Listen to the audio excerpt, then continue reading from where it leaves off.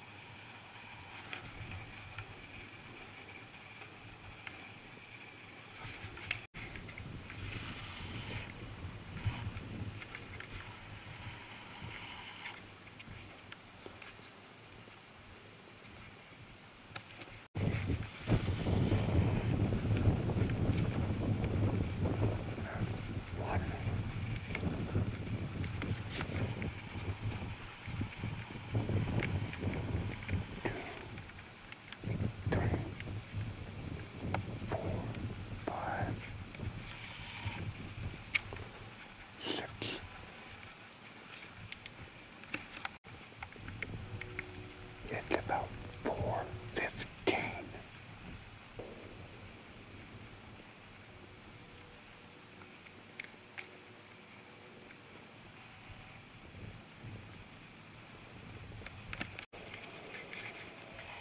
Another one out there on the field, way back there.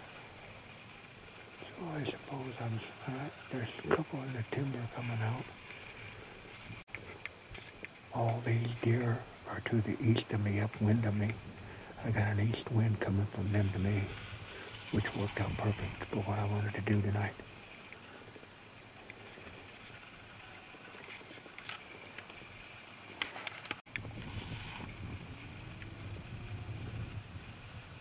This would be the buck right there.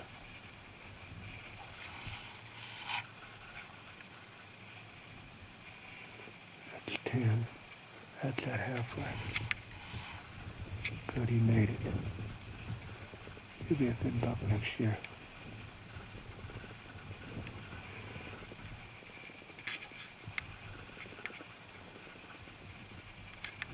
He's the one that broke the half of his giraffe off.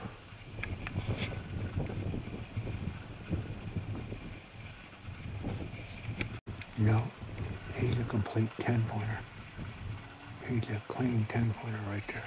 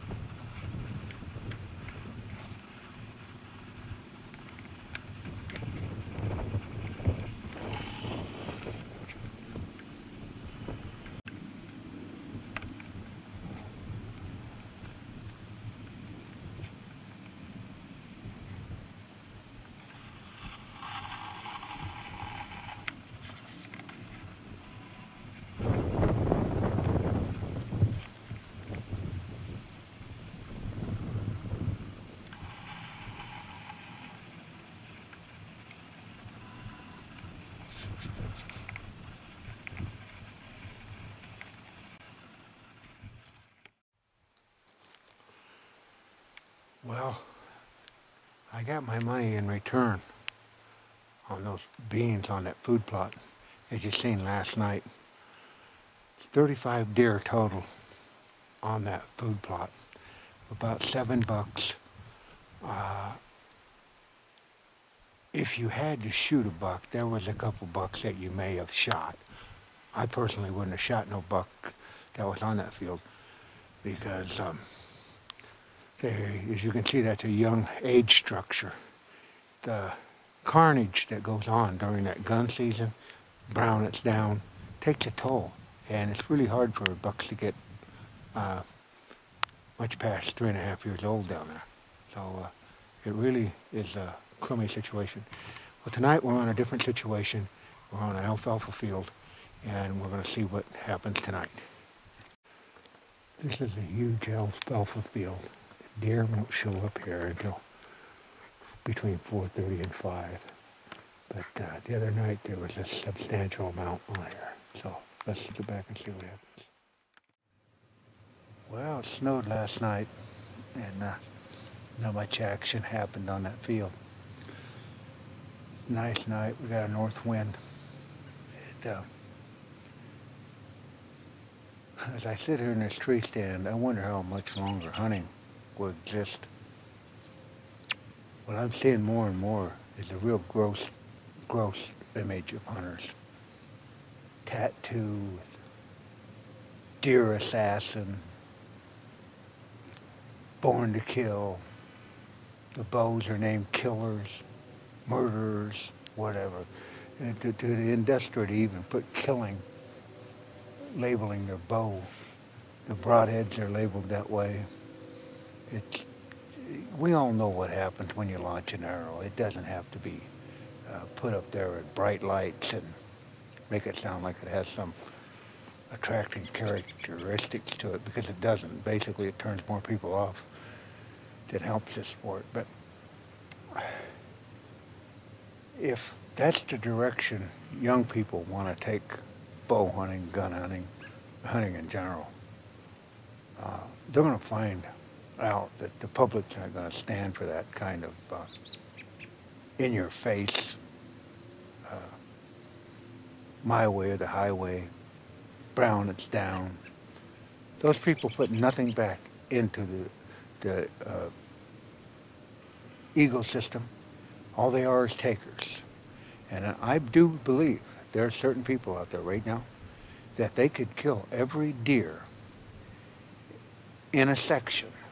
They would proudly do so and parade it right down Main Street. I mean, it's just getting so commercialized and so in your face that I don't even know if I want to be a part of it. I used to be a Harley Davidson rider. You built your own Harley Davidson. You felt proud when you got it done. Oh, I raised some hell. There's no doubt about that. Glad I did it when I was young. But then a new group of people took it over, and they wanted to be the badass biker on the block. And what'd they do? They ran out and start see who could spend the most money to get them recognized at the stoplight. And that's basically what's going on here in the hunting industry right now. The people with the money, they're trying to make a lot of noise and get a lot of face time. But those people, they're not the people you should be watching, because they're only doing it for the bucks and not the ones with antlers on their head, the green ones. And once you introduce money into anything, it'll go downhill shortly after that, and the ethics will be the first to go right out the door. So let's get to hunting tonight. Beautiful night out, big alfalfa field. We'll see what happens. I've seen close to 40 deer, mostly does, on this alfalfa field. Would have been Wednesday night, and it gets a lot of usage. In the background, it's a real secluded timber with virtually no food, so they have to come out here, and they won't come until late. So it'll be between 4:30 and 5 o'clock. Hopefully something happens, I'll get it in good light. Here's something that you don't get to see very often. Don't get any more countryer than that. A man on a tractor without a cab with a heat houser on it. That was my style of tractor.